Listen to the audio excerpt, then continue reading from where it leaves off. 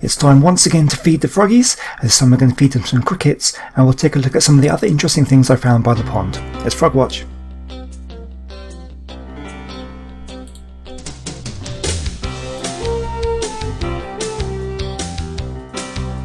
We've had several more tadpoles emerge into little froglets, so this tank is getting quite populated now.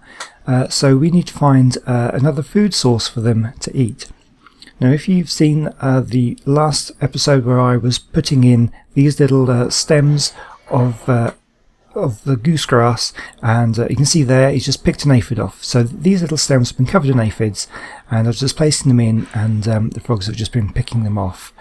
And you should see he should go for another one here in just a moment, and he's going to go there. So they've been picking off the aphids, but with the extra froglets in there, I think we're up to about 8 or 9 in there at the moment. The aphid population is dwindling. We need something a bit better.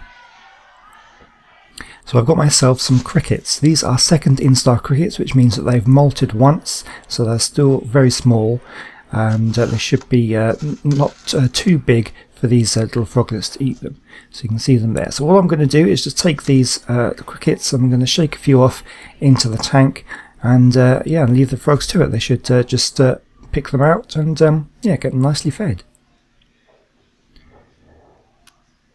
So here we go. I'm going to just take this very carefully so as not to dislodge any. As you can see, they're all hiding underneath. I'll just turn this over. You should be able to see underneath there. That's where they all are. So I'm going to shake them off. And here we go. So there's quite a few running around in there. They're all going to try and find somewhere to hide underneath the stones and things. So these little froggies aren't quick. They're going to miss their meal. There we go. One has dropped down off the side there. He's noticed it. So I'm going to show you a few little clips here of them going for the food. He went for one. I think he missed that time. And we've got another froggy there at the bottom there. He's noticed it. He's got a little bit stuck on that goosegrass. The goosegrass is quite sticky. So he's going to go for it. And there we go. I think he got it. I'm not sure if he missed it. It's a bit difficult to tell from here. There you can see there's definitely more that the froggies have definitely noticed. So there's one at the back there. He's crawling up the back. He's seen a cricket on the back wall. Is he going to go for it? Is he going to get it? There we go. He's got it. We have a success. He's having a bit of a challenge. It's quite big for him, but I think he's got it. Basically, the froglets can eat anything that will fit in their mouths. Will be fine. So the size of these crickets are a bit of a challenge, but they can definitely do it. So there's definitely some feeding action there.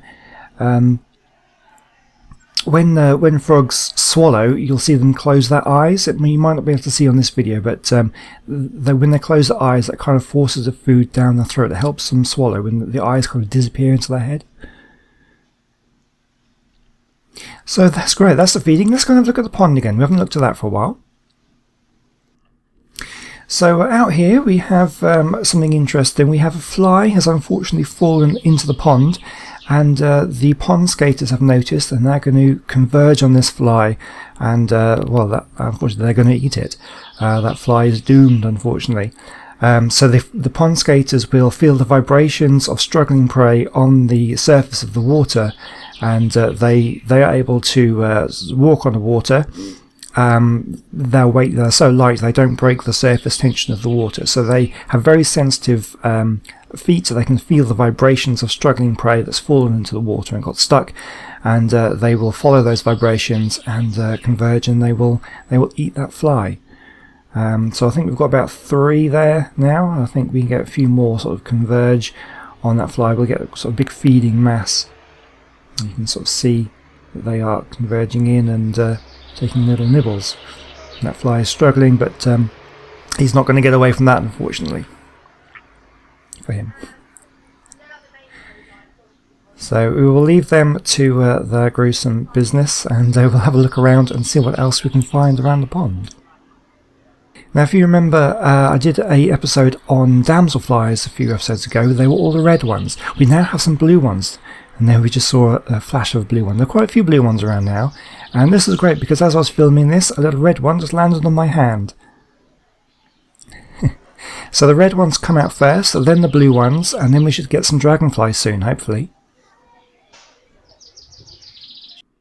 Now I found this. This is quite interesting. This is quite a large bug that's just sitting on the wall. It's quite dead, and it looks like it's been there for quite some time. So let's try and get this off the wall. You can see how big it is if I hold my hand up to it. We'll try and get it off the wall and have a bit of a closer look. So this European beetle is known by the rather interesting name of cockchafer. It's also called a maybug or a doodlebug.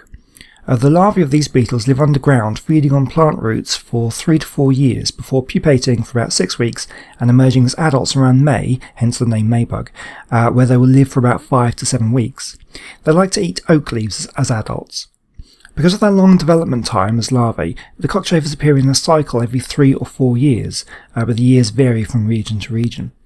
These beetles are seen as a major pest, and with heavy use of pesticides they were reduced to near extinction during the 1970s. With restrictions to pesticide use in the 1980s, their numbers have begun to rise. They have a very interesting history. In the Middle Ages, pest control was rare, and people had no effective means to protect their harvest. This gave rise to a bizarre event. In 1320, cockchafers were brought to court in Avignon, and were sentenced to withdraw within 3 days to a specifically designated area, otherwise they would be outlawed. Subsequently, since they failed to comply, they were collected and killed. In some areas and times, cockchafers were even served as food. In the 19th century France, they were made into soup. In 1920s Germany, they were eaten covered in sugar. But I don't really fancy eating this one. Anyway, thank you so much for watching. I hope you found this interesting. Come back next time and we'll see how big the frogs can grow, and we'll probably feed them some more crickets. So I'll see you then. Goodbye.